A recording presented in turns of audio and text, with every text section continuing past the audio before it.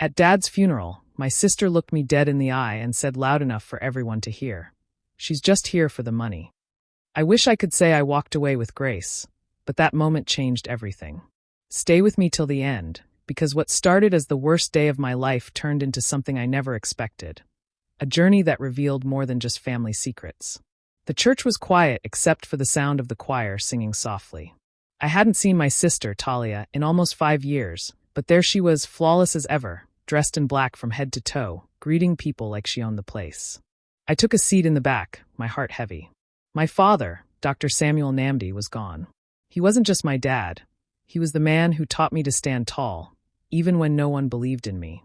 I wanted to mourn him in peace, but peace was the last thing Talia would ever give me.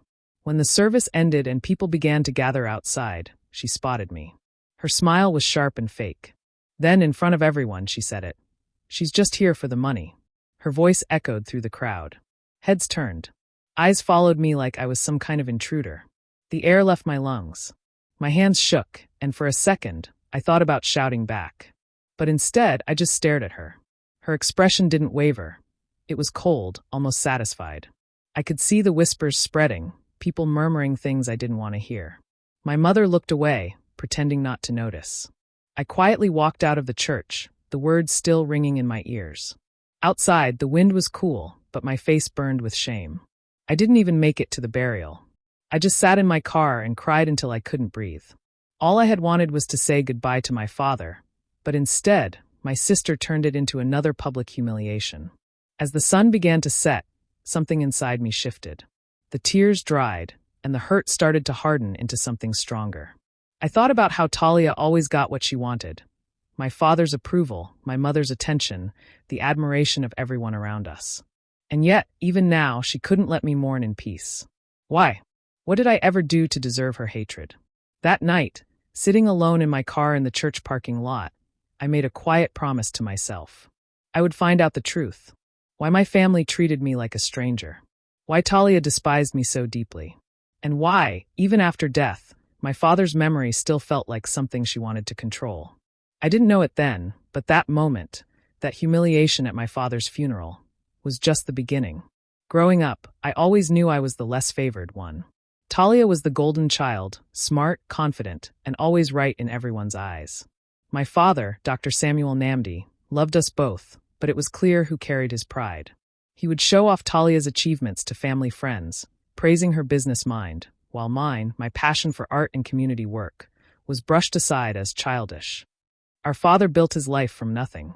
A Nigerian immigrant who became one of Atlanta's most respected doctors, he carried a quiet dignity that made people look up to him. I admired him deeply, but I also wanted him to see me, not as the rebellious daughter, but as someone capable in her own way. That recognition never came. Years ago, during one of our worst fights, I told him I was done living under his shadow. I left home that night with a small suitcase and a heart full of anger. We didn't speak again after that. So when I walked into the lawyer's office after the funeral, my stomach felt heavy with guilt. I wasn't expecting much, maybe a few kind words, a token of love to remember him by. Talia sat across from me, dressed sharply, her expression unreadable. My mother sat between us, her hands folded tightly in her lap. The lawyer cleared his throat and began reading the will. Dr. Samuel Namdi leaves the entirety of his estate, including property, accounts, and medical assets, to his eldest daughter, Talia Namdi, to manage responsibly on behalf of the family. The room fell silent. I blinked, thinking maybe he'd made a mistake. But then he continued. He notes that his younger daughter, Zara Namdi, has chosen her own path and therefore does not require further provision. It felt like the air had been sucked out of the room. I stared at the papers on the table, not sure what to say. Chosen my own path. Was that how he remembered me? As the daughter who walked away, not the one who still loved him from afar? Talia leaned back in her chair, that smug little smile I knew too well creeping across her face. "Well, at least that's clear," she said softly, pretending to sound humble but dripping with satisfaction. My mother avoided my eyes. I wanted to ask her why she wasn't surprised, but I didn't have the strength. As the meeting ended and everyone stood to leave, the lawyer paused. He looked at me with an odd expression and said quietly, "Miss Namdi, your father asked me to give you this." He handed me a small, sealed envelope. My name was written in his familiar handwriting, shaky but still his. When I opened it later in my car, my hands trembled. The letter inside was short, only one line. You were always the honest one. If you're reading this, something isn't right. For the first time in years, my father's voice felt close again, and something deep inside me knew this wasn't over. I couldn't shake the words from my father's letter. Something isn't right. They followed me everywhere. In the car, in my sleep, even when I tried to distract myself. I needed answers. The more I thought about it, the more I realized how strange everything had been in his final months. Talia had been the only one caring for him, or at least, that's what everyone believed. But if there was one thing I knew about my sister, it was that she loved control more than anything else. I started by visiting Ms. Dolores, my father's old caregiver. She lived in a small apartment on the south side of Atlanta, still keeping his photo on a shelf beside her TV. When she opened the door and saw me, her face softened with recognition. "Zara, baby, I didn't think I'd see you again," she said, pulling me into a gentle hug. We sat with cups of tea as I asked about my father's last few months. At first, she spoke carefully, her tone respectful. But after a while, she sighed and said, "Your daddy wasn't himself near the end. He was getting weaker, but his mind was still sharp. He wanted to see you, you know. He asked for you more than once." That hit hard. I swallowed the lump in my throat and asked what she meant. Ms. Dolores looked uneasy. "Talia said you were busy, that it was best not to upset him. She didn't let me call you. And when I tried, she told me to stay out of family business." Her words chilled me. I asked if she noticed anything strange about his finances. She hesitated before opening a drawer and pulling out a folder. "These are copies of some papers I helped him sign. I don't know much, but look at the dates, baby." The statements showed withdrawals, large ones, from his charity account and personal savings. But when I looked closely, the signature didn't look quite right. It was shakier, uneven, almost like someone had tried to mimic his handwriting. That night, I couldn't sleep. My heart raced as I pieced the clues together. If Talia had kept me away from him, and if these papers were fake, then she had done more than manipulate the will. She might have stolen from him before he even died. The next day, I decided to reach out to someone I trusted, Micah Adeyemi, a childhood friend who now worked at the local bank. When I explained what I'd found, he listened quietly, his brow furrowed. After checking some internal records, he leaned closer and whispered, "Zara, there's something off about those documents. The notary stamp says they were processed the day after your dad passed." I froze. "You mean?" He nodded. "Whoever signed them wanted it to look official. But it's impossible. Your father was already gone." For the first time, everything clicked. My sister hadn't just betrayed me. She had betrayed our father, too. I hadn't planned on going back to the house, but something inside me needed to see it, to see what my father left behind. When I pulled up to the old family home, it didn't even look the same anymore. The garden he used to tend every Sunday was gone, replaced with stone tiles and a gleaming black gate. Inside, the warmth that once filled the rooms had vanished. The walls were bare of family photos, replaced by modern art and expensive decor that screamed of Talia's taste. It didn't feel like home. It felt like a showroom. My mother, Mrs. Ifeoma Namdi, came down the stairs slowly, dressed neatly as always but with tired eyes. She gave me a faint smile. "Zara, you should have called," she said softly. Her tone was polite, distant, like I was a guest. "I wanted to see you, Mom," I said, trying to sound steady, "and to ask a few things about Dad's last days." Her smile faded. "Talia handled everything," she replied quickly. "Your father wanted it that way. He trusted her." The way she said it, rehearsed, almost mechanical, made my stomach twist. I could tell she was repeating what Talia told her to say. Every time I brought up something specific, like his health or his will, she shut down.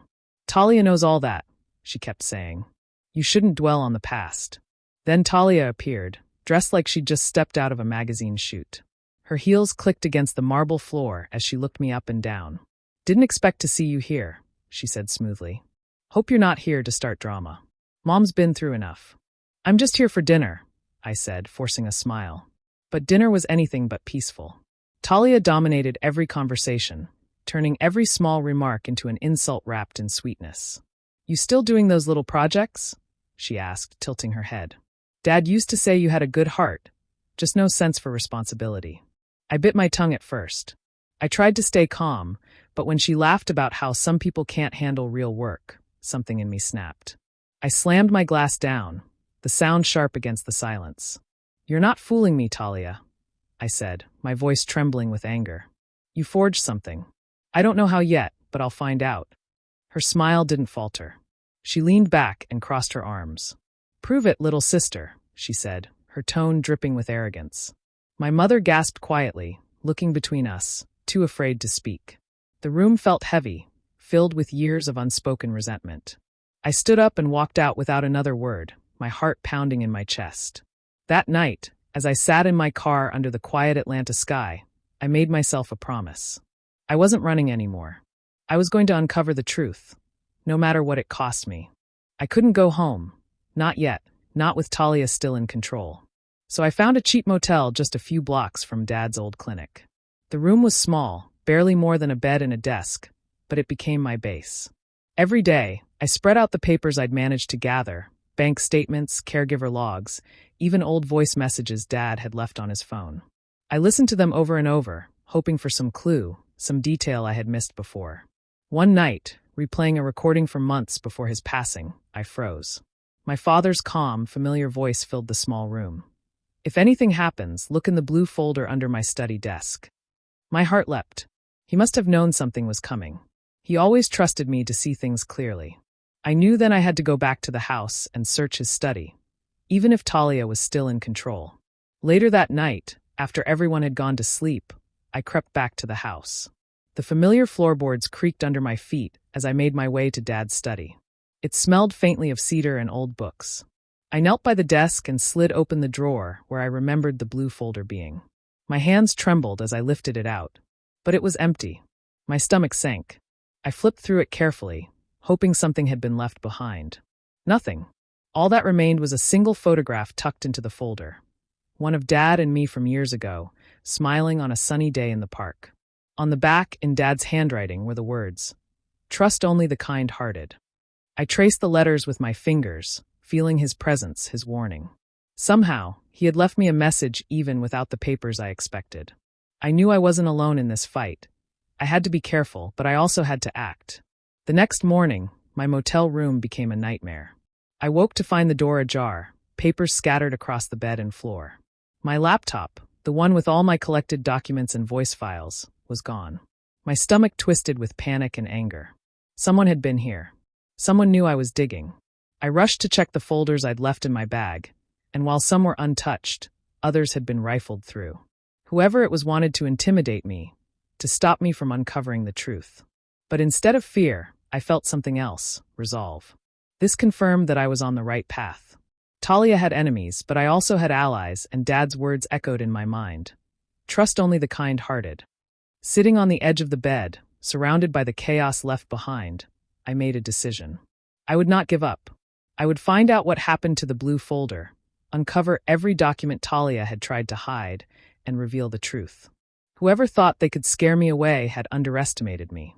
I would not let my father's legacy be stolen, and I would make sure that Talia paid for every lie. I didn't know who to trust anymore, but then Micah appeared. He had always been my friend, the one person from childhood who believed in me when Talia and even my parents doubted me. Seeing him at the motel felt like a lifeline. He didn't judge me for leaving or for the chaos that had followed. He just listened as I explained everything, the empty folder, the missing laptop, the recordings I had pieced together. "I believe you, Zara," he said quietly, eyes steady. "And I think we can prove it. We just have to be smart about it." Together, we started tracking the digital records of my father's accounts and legal documents. Micah had access to systems I didn't, and within days, we uncovered something chilling. A second power of attorney had been created just weeks before Dad passed. It was signed by Talia and witnessed by a notary who had since disappeared without a trace. The signatures and timestamps were suspicious, clearly intended to give her full control over Dad's estate while leaving me out completely. The more we dug, the more I realized the extent of her betrayal. She hadn't just manipulated Dad's will. She had quietly listed the family home for sale without telling anyone. The house, the one Dad had built with his hands and memories, was being erased from our family's legacy. Rage burned in me, hot and sharp. This wasn't just about money. This was about my father, about the life he had built and trusted us to protect, and about the way my sister had twisted that trust for her own gain. Micah sat across from me, his expression serious. "Zara," he said, leaning forward, "if you want justice, you can't outscream her. You can't fight her with anger or words alone. You have to outsmart her. Document everything, catch her in the act, and make it undeniable." I nodded, letting his words sink in. It wasn't going to be easy. Talia was cunning and ruthless, but she underestimated me. She always had. I felt a renewed sense of purpose. Every ledger we pulled, every email we uncovered, every digital trace of her manipulation added fuel to the fire inside me. That night, as I stared at the motel ceiling, I realized I wasn't just seeking revenge. I was honoring my father's memory. I was proving that integrity, honesty, and love for family weren't just words on paper. They were principles worth fighting for. With Micah by my side, I had an ally I could trust, someone who believed in uncovering the truth no matter how dangerous it was. For the first time since the funeral, I felt a plan forming, a path forward. I wasn't helpless anymore. Talia had started something, but she didn't know who she was dealing with. And when the time came, she would see that the quiet, determined daughter she mocked could dismantle every scheme she had built. Piece by piece, without a single shout, only with proof she couldn't deny. I knew I had to be careful. Micah had warned me not to rush, to make sure everything was airtight before confronting Talia. That meant I had to play the part, act like nothing was wrong, like I had forgiven her for everything. It wasn't easy. My stomach churned at the thought of being near her, pretending to be polite while she smiled that smug, superior smile that used to make me feel invisible. But I had a goal, and I couldn't let emotions ruin it. I bought a bouquet of flowers, simple, elegant, nothing flashy, and rehearsed my words over and over. When I arrived at the house, Talia answered the door immediately, as if she had been waiting for me. Her smile was warm, fake, and her voice was syrupy sweet. "Zara, I'm so glad you're here. Let's put the past behind us, okay?" I held out the flowers, my hands steady despite the tension twisting inside me.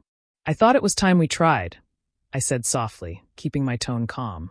She accepted them gracefully, giving me that look that said she believed she had won. Before I knew it, she was inviting me to a family dinner that evening. "We can celebrate moving forward," she said, her eyes sparkling with satisfaction. I smiled, hiding my true thoughts. This was exactly what I needed, the perfect opportunity to gather the evidence I had been searching for. I slipped a small recording device into my purse before we sat at the table. Micah had given it to me, tiny and discreet, able to capture everything without drawing attention. As the dinner began, Talia talked with her usual charm, leading the conversation effortlessly, making everyone feel like she was the glue holding the family together. I nodded along, eating quietly, pretending to be a part of her world while my mind focused on every word. Then she started bragging, the moment I had been waiting for. Leaning toward her friend across the table, she whispered with a laugh, "I handled all the paperwork myself, you know. Did it before Dad's mind even started slipping. It wasn't hard. I knew what needed to be done." My heart raced as I realized every word was being captured. This was proof that she had manipulated the will and the power of attorney while Dad was still alive and unaware. Her arrogance had made her careless, and for the first time, it worked in my favor. I kept smiling, letting her continue. The more she boasted, the clearer the evidence became. I could hear her describe how she had moved funds, signed documents, and controlled Dad's affairs without anyone knowing. I stayed composed, letting her believe she was in control, all the while knowing that this recording could change everything. By the time dessert arrived, I had enough. Talia was unaware, laughing and chatting, thinking I was just another forgiving sister. But inside, I felt the tide turning. The first real step toward justice had been taken, and nothing would stop me now. I drove to the lawyer's office with the recording tucked securely in my bag, my hands shaking but my resolve stronger than ever. Micah rode with me, his calm presence keeping me grounded. The moment we stepped inside, I handed the device over to the lawyer, explaining everything. How Talia had manipulated the documents, created a fake power of attorney, and even tried to sell the family home behind everyone's backs. The lawyer listened, nodding gravely. After playing the recording, his expression darkened. "This is more than enough to reopen the estate review," he said quietly.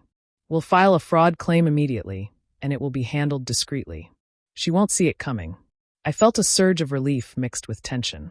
The plan was working. Finally, the truth would surface. Weeks passed in a blur of legal motions, documents, and quiet strategizing with Micah and the lawyer. Then the call came. Talia had been served at the house she had tried to sell, the same place she believed she had full control over. I didn't expect her to take it quietly. Later that evening, she showed up at my motel furious. Her face was red, her eyes wild, and she shoved me as soon as the door opened. I stumbled slightly but held my ground, staring her straight in the eyes. "You stole from him," I said quietly, my voice steady despite the anger coursing through me. "Now the world knows." Her hands trembled as she tried to speak, but the words caught in her throat. For once, she had no smug smile, no rehearsed lines. Just raw rage, confusion, and fear. She slammed the door behind her and left me standing there, my heart hammering, knowing that this confrontation was more than physical. It was the culmination of years of lies, manipulation, and betrayal. I didn't celebrate or gloat. Instead, I let the weight of what had just happened settle. Two sisters, once close, now shattered by envy, grief, and betrayal, facing the consequences of choices made in anger and selfishness. But one of us was still standing. One of us had remained true to our father's memory and values, even when it meant enduring humiliation, isolation, and fear. Micah appeared behind me, placing a hand on my shoulder. "You did it," he said softly. "The truth is out. Now it's in the hands of the right people." I nodded, feeling a strange mixture of vindication and sorrow. Talia's downfall wasn't a victory I could celebrate easily. She was my sister, and the sister I had once loved was buried beneath years of deceit and bitterness. But this was justice, quiet, deliberate, and inevitable. That night, I sat alone in the motel room, the city lights casting a soft glow through the blinds.